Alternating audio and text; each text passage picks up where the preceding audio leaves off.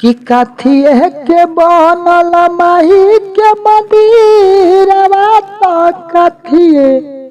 के बार लागल कथिए के बार लागल हो हे मलिनी कथिए के माई के रे मूर्तिया बनल मूर्तिया मुस्कान भरे हो ए मलिनी काथिए के माई के रे मूर्तिया मुस्कान भरे हो। ही पत्थर के बनल माई के मंदिरवा तो लोहावा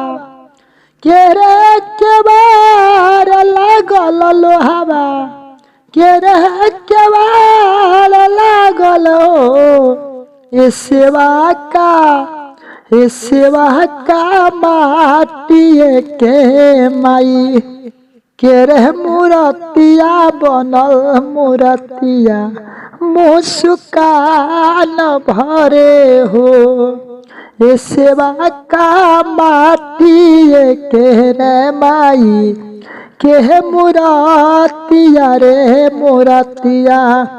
मुस्कान भरे हो। अरे काहे खिसियलू ये शीतली मैया काहे खिसियलू हो भवानी मैया काहे खिसियलू हो ए मैया राजा मुकेश लिखे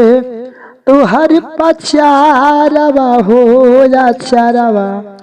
अपन बढ़ाई रे दिह तू ना ए माई हो राज राकेश लिखे तुहार पचारवा हो या चारवा अपन बढ़ाई रे दिह तू ना।